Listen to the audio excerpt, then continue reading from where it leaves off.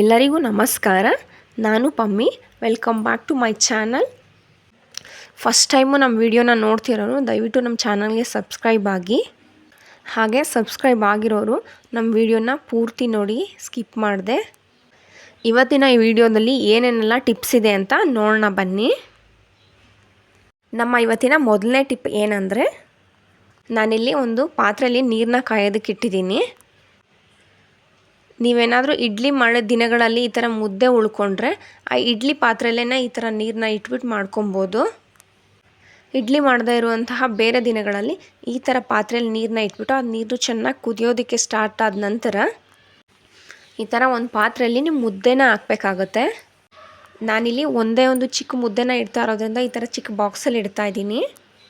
ಈ ಮುದ್ದೆನ ನೀರೊಳಗಡೆ ಇಟ್ಬಿಟ್ಟು ಕುದಿಯೋದಕ್ಕೆ ಬಿಡಬೇಕು. ಒಂದು 5 ನಿಮಿಷ ಆದರೂ ಸಾಕಾಗುತ್ತೆ. ಇದು ಚೆನ್ನಾಗಿ ಬಿಸಿ ಆಗುತ್ತೆ. ಒಂದು 2-3 ನಿಮಿಷ ಆದರೆ ಕಡಿಮೆ ಬಿಸಿ ಇರುತ್ತೆ. ನಿಮಗೆ ಬಿಸಿ ಎಷ್ಟು ಬೇಕು ಅಂತ ನೋಡಿಕೊಂಡು ಆ ಟೈಮನ್ನ ಬೇಕಾದರೆ ಅಡ್ಜಸ್ಟ್ ಮಾಡ್ಕೊಬೋದು. ನಾನಿವಾಗ ಇದನ್ನು ಮುಚ್ಚಿಬಿಟ್ಟು ಬೇಯೋದಕ್ಕೆ ಇಟ್ಟಿದ್ದೀನಿ. ನಾನಿವತ್ತು ಒಂದು 2-3 ನಿಮಿಷ ಈ ಮುದ್ದೆನ ಬೇಯಿಸ್ಕೊಂಡಿದ್ದೀನಿ. ನೋಡಿ ಇಲ್ಲಿ ಈಗ ಮುದ್ದೆನ ಹೊರಗಡೆ ತೆಗಿತಾ ಇದ್ದೀನಿ.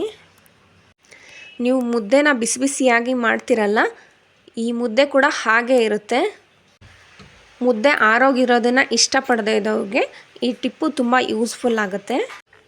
ನೀವು ಮುದ್ದೆನ ಮಾಡುವಾಗ ಎಣ್ಣೆ, ತುಪ್ಪ ಅಥವಾ ಬೆಣ್ಣೆನ ಹಾಕೋದ್ರಿಂದ ಮುದ್ದೆ ತುಂಬ ಸಾಫ್ಟಾಗಿ ಬರುತ್ತೆ. ಮುದ್ದೆಗೆ ಉಪ್ಪು ಹಾಕ್ಬಿಟ್ಟು ಮಾಡೋದ್ರಿಂದ ಗಂಟಾಗೋದಿಲ್ಲ. ನಮ್ಮ ನೆಕ್ಸ್ಟ್ ಟಿಪ್ ಏನಂತ ನೋಡೋಣ ಬನ್ನಿ. ನಾನಿಲ್ಲಿ 1 ಬಕೆಟ್ ನೀರನ್ನ ತೊಗೊಂಡಿದ್ದೀನಿ. ಈ ನೀರಿಗೆ ನಾನು ಒಂದು ಅರ್ಧ ಸ್ಪೂನ್ ಆಗುವಷ್ಟು ಅರಿಶಿನ ಪುಡಿನ ಹಾಕ್ಕೊತಾ ಇದ್ದೀನಿ. ನೆಕ್ಸ್ಟು ಈ ನೀರಿಗೆ 1 ಚಿಟಿಕೆ ಆಗುವಷ್ಟು ಕಲ್ಲು ಉಪ್ಪನ್ನ ಹಾಕ್ಕೊತಾ ಇದ್ದೀನಿ. ನೀವು ಕಲ್ಲು ಉಪ್ಪನ್ನ ಬಳಸೋದು ತುಂಬ ಒಳ್ಳೆಯದು. ನೋಡಿ, ನೆಕ್ಸ್ಟು ಕೈಯಲ್ಲಿ ನೀವು ಹಿಡಿದ್ರೆ 1 ಚಿಟಿಕೆ ಅಷ್ಟೇ ಬರಬೇಕಾಗುತ್ತೆ, ಜಾಸ್ತಿ ಹಾಕ್ಕೊಬಾರ್ದು, ಅದು ಒಳ್ಳೆಯದಲ್ಲ. ನೋಡಿ, ಇವಾಗ ಕೈಯಲ್ಲಿ ನಾನಿಲ್ಲಿ ಹಿಡಿದು ತೋರಿಸ್ತಾ ಇದ್ದೀನಿ. ನೀವು 3 ಬೆರಳಲ್ಲಿ ಹಿಡಿದ್ರೆ ನೋಡಿ ಇಲ್ಲಿ ಬಂದಿದೆಯಲ್ಲ, ಇಷ್ಟೇ ಬರಬೇಕಾಗುತ್ತೆ ಅರಳುಪ್ಪು, 1 ಚಿಟಿಕೆಯಷ್ಟು. ಮನೆ ಒರೆಸೋ ನೀರಿಗೆ ನೀವು ಈ ಥರ ಉಪ್ಪು ಮತ್ತು ಅರಿಶಿನ ಗುರುವಾರ ಒಂದು ದಿನ ಬಿಟ್ಟು ಉಳಿದಿದ್ದು ಎಲ್ಲ ದಿನ ಒರೆಸ್ಬಹುದು. ಅದರಲ್ಲೂ ಮಂಗಳವಾರ ಮತ್ತು ಶುಕ್ರವಾರ ಒರೆಸಿದ್ರೆ ತುಂಬಾ ಒಳ್ಳೆಯದು. ಈ ನೀರಲ್ಲಿ ಮನೆ ಒರೆಸೋದ್ರಿಂದ ಪಾಸಿಟಿವ್ ಎನರ್ಜಿ ಬರುತ್ತೆ. ಮನೆಯಲ್ಲಿ ಜಗಳಗಳಾಗೋದು ಮತ್ತು ತುಂಬ ಮಿಸ್ಅಂಡರ್ಸ್ಟ್ಯಾಂಡಿಂಗ್ ಇರೋದೆಲ್ಲ ಕಮ್ಮಿ ಆಗುತ್ತೆ. ಈ ಉಪ್ಪಿನ ನೀರಿಂದ ಮನೆ ಒರೆಸೋದ್ರಿಂದ ನೆಗೆಟಿವ್ ಎನರ್ಜಿ ಕಡಿಮೆ ಆಗ್ತಾ ಬರುತ್ತೆ. ನಮ್ಮ ನೆಕ್ಸ್ಟ್ ಟಿಪ್ ಏನಂತ ನೋಡೋಣ ಬನ್ನಿ. ಕೆಲವ್ರ ಮನೆಯಲ್ಲಿ ಕರ್ಟನ್ಸ್ ಈ ಥರ ನೆಲಕ್ಕೆ ತಾಕುತ್ತೆ, ಇನ್ನೂ ಕೆಲವರ ಮನೆಯಲ್ಲಿ ಕರೆಕ್ಟಾಗಿರುತ್ತೆ. ಈ 2 ರೀತಿಯ ಕರ್ಟನ್ಗೆ ಮನೇಲಿರೋಂಥ ವಸ್ತುವಿಂದ ಈ ಕರ್ಟನ್ಸ್ನ ಇನ್ನೂ ತುಂಬ ಸುಂದರವಾಗಿ ಹೇಗೆ ಮಾಡಬಹುದು ಅಂತ ನೋಡೋಣ ಬನ್ನಿ. ಕೆಲವರು ಈ ಥರ ಗಂಟು ಹಾಕ್ಬಿಡ್ತಾರೆ ಉದ್ದ ಇರೋದ್ರಿಂದ. ಇನ್ನು ಕೆಲವ್ರ ಮನೆಯಲ್ಲಿ ವೆಲ್ಕ್ರೋ ಇರುತ್ತೆ, ಅದನ್ನು ಅಂಟಿಸ್ಬಿಟ್ಟು ಬಿಟ್ಬಿಡ್ತಾರೆ. ನಿಮ್ಮ ಮನೇಲಿ ಕರ್ಟನ್ ಉದ್ದ ಕರೆಕ್ಟಾಗಿದೆ ಅನ್ನೋರು ನೋಡಿ ಇಲ್ಲಿ ಈ ಥರ ಯಾವುದಾದ್ರು ಸರಿ, ನಾನಿಲ್ಲಿ ಮೆಟಲ್ ಬಳೆನ ತೊಗೊಂಡಿದ್ದೀನಿ. ನೋಡಿ ಇಲ್ಲಿ ಹೀಗೆ ಕರ್ಟನ್ ತುದಿಯಿಂದ ಹಾಕಬೇಕಾಗುತ್ತೆ. ಹೀಗೆ ಹಾಕ್ಬಿಟ್ಟು ಫುಲ್ಲು ಮೇಲ್ಗಡೆ ಎಳೆದ್ರೆ ನಿಮಗೆ ಎಷ್ಟು ಬೇಕಾಗುತ್ತೆ ಅಷ್ಟು ಉದ್ದದಲ್ಲಿ ಇದನ್ನು ಹಾಕೊಬೇಕಾಗುತ್ತೆ. ಸಾಮಾನ್ಯವಾಗಿ ಇದನ್ನು ಕರ್ಟನ್ ಮಧ್ಯಕ್ಕೆ ಬಳೆನ ಹಾಕೋದ್ರಿಂದ ತುಂಬ ಚೆನ್ನಾಗಿ ಕಾಣಿಸುತ್ತೆ. ನಿಮಗೆ ಕರ್ಟನ್ ತುಂಡ ಆಗಬೇಕು ಅಂದರೆ ನೆಕ್ಸ್ಟ್ ಟಿಪ್ನ ಹೇಳ್ಕೊಡ್ತಾ ಇದ್ದೀನಿ. ನೋಡಿ, ನಾನಿವಾಗ ಮತ್ತು ಅದೇ ಬಳೆನ ತೊಗೊಂಡು ಕರ್ಟನ್ನ ಇನ್ನೊಂದು ಕೈಯಲ್ಲಿ ಹಿಡ್ಕೊಂಡಿದ್ದೀನಿ. ಬಳೆ ಮಧ್ಯದಿಂದ ನಾನು ಕರ್ಟನ್ ಬಟ್ಟೆನ ಈಗ ತೊಗೊತಾ ಇದ್ದೀನಿ. ನೋಡಿ ಇಲ್ಲಿ ಈಗ ವಿಡಿಯೋದಲ್ಲಿ ತೋರಿಸ್ತಾ ಇದ್ದೀನಲ್ಲ, ಹೀಗೆ ಮಧ್ಯದಲ್ಲಿ ನಿಮಗೆ ಎಷ್ಟು ಉದ್ದ ಬೇಕು ಅಷ್ಟು ಉದ್ದ ಎಳ್ಕೊಬೇಕಾಗುತ್ತೆ. ಕೆಳಗಡೆ ಕರ್ಟನ್ನು ಎಷ್ಟು ಉದ್ದ ತುಂಡ ಆಗಬೇಕು ಅನ್ನೋದನ್ನು ನೋಡ್ಕೊಂಡು ಎಳ್ಕೊಬೇಕು. ನೋಡಿ, ಈ ಥರ ಎಳ್ದಿದ್ದಾದ ನಂತರ ಈ ಕರ್ಟನ್ನು ಸ್ಪ್ರೆಡ್ ಮಾಡ್ಕೊಬೇಕಾಗತ್ತೆ. ಸ್ಪ್ರೆಡ್ ಮಾಡಿದ ನಂತರ ಈ ಲಾಸ್ಟಲ್ಲಿ ಉಳಿಯುತ್ತಲ್ಲ ತುದಿ, ಅದನ್ನು ಇನ್ನೊಂದು ತುದಿ ಒಳಗಡೆ ಹಾಕಬೇಕು, ಇಲ್ಲಾಂದರೆ ಅಷ್ಟೊಂದು ಚೆನ್ನಾಗಿ ಕಾಣಿಸೋದಿಲ್ಲ. ನೋಡಿ ಎಷ್ಟು ಸಿಂಪಲ್ಲಾಗಿ ಫ್ಲವರ್ ಥರ ನಮ್ಮ ಕರ್ಟನ್ ತುಂಬ ಚೆನ್ನಾಗಿ ಕಾಣಿಸ್ತಾ ಇದೆ ಅಂತ. ನೀವೇ ನೋಡಿ, ಇಲ್ಲಿ ಡೋರು ಮತ್ತು ವಿಂಡೋ ಯಾವ ರೀತಿ ಕರ್ಟನ್ ಆದರೂ ಸರಿನೇ ನೀವು ಈ ಟ್ರಿಕ್ನ ಯೂಸ್ ಮಾಡೋದ್ರಿಂದ ತುಂಬ ಚೆನ್ನಾಗಿ ಕಾಣಿಸುತ್ತೆ. ಮತ್ತು ಮನೇಲಿರೋಂತಹ ಮೆಟಲ್ ಬಳೆಗಳು ಚಿಕ್ಕದಾಗಿರೋದು ಯಾವುದಾದ್ರೂ ಇಟ್ಟಿರ್ತೀವಲ್ಲ, ಅದನ್ನು ಈ ರೀತಿ ಯೂಸ್ ಮಾಡ್ಕೊಬೋದು. ನೋಡೋದಕ್ಕೂ ಕೂಡ ಕರ್ಟನ್ ತುಂಬ ಡಿಫ್ರೆಂಟಾಗಿ ಕಾಣಿಸುತ್ತೆ. ನಮ್ಮ ನೆಕ್ಸ್ಟ್ ಟಿಪ್ ಏನಂತ ನೋಡೋಣ ಬನ್ನಿ. ನಾನಿಲ್ಲಿ ನಿಂಬೆ ಹಣ್ಣನ್ನ ತಗೊಂಡು ಕಟ್ ಮಾಡ್ಕೊತಾ ಇದ್ದೀನಿ.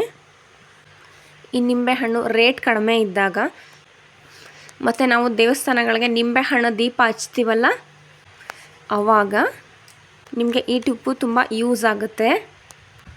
ಒಂದೇ ಸಲ ಒಂದಷ್ಟು ನಿಂಬೆಹಣ್ಣನ್ನ ತೆಗೆದುಬಿಟ್ಟು ಈ ಥರ ಇಟ್ಕೊಂಡು ನೋಡಿ, ಇಲ್ಲಿ ಈ ಥರ ಫಿಲ್ಟ್ರಲ್ಲಿ ರಸನ ತೆಗೆದುಬಿಟ್ಟು ನಿಂಬೆಹಣ್ಣು ಬೀಜನ ತೆಗಿಬೇಕಾಗುತ್ತೆ. ನೋಡಿ, ಈ ಥರ ಒಂದು ಪ್ಲಾಸ್ಟಿಕ್ ಬಟ್ಲಲ್ಲಿ ನಿಂಬೆ ರಸನ ತೊಗೊಂಡು ಇದಕ್ಕೆ ಒಂದಷ್ಟು ಉಪ್ಪನ್ನ ಹಾಕಬೇಕಾಗುತ್ತೆ. ನಾನಿಲ್ಲಿ ಒಂದು ಅರ್ಧ ಟೀ ಸ್ಪೂನಷ್ಟು ಹಾಕ್ಕೊತಾ ಇದ್ದೀನಿ. ಉಪ್ಪನ್ನ ಹಾಕ್ಬಿಟ್ಟು ಈ ಥರ ತಿರುಗಿಸ್ಬಿಟ್ಟು ಫ್ರಿಜ್ಜಲ್ಲಿ ಇಟ್ಕೊಳ್ಳೋದ್ರಿಂದ ನಿಮಗೆ ನಿಂಬೆಹಣ್ಣು ರೇಟ್ ಜಾಸ್ತಿ ಇದ್ದಾಗ ಇದು ತುಂಬ ಯೂಸ್ ಆಗುತ್ತೆ. ಬಾಕ್ಸಲ್ಲಾದರೂ ಇಡಬಹುದು, ಇಲ್ಲಾಂದರೆ ಐಸ್ ಕ್ಯೂಬ್ ಥರ ಮಾಡಿಕೊಂಡ್ರೆ ಈ ನಿಂಬೆಹಣ್ಣು ರಸನ ಜ್ಯೂಸ್ಗೆ ಡೈರೆಕ್ಟಾಗಿ ಹಾಕೊಬೋದು, ತುಂಬ ಚೆನ್ನಾಗಿರುತ್ತೆ.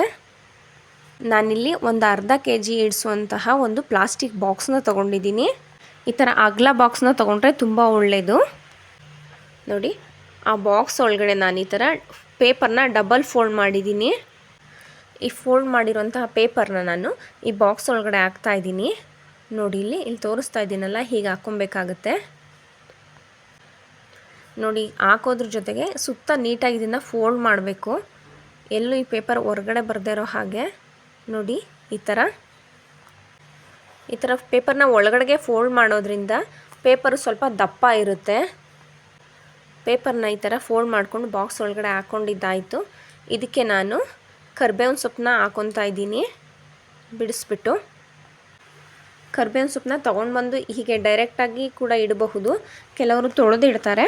ತೊಳೆದುಬಿಟ್ಟು ಆ ನೀರನ್ನ ಚೆನ್ನಾಗಿ ಒಣಗಿಸ್ಬಿಟ್ಟು ಇಡಬೇಕಾಗುತ್ತೆ, ಹಾಗೆ ಇಡಬಾರ್ದು.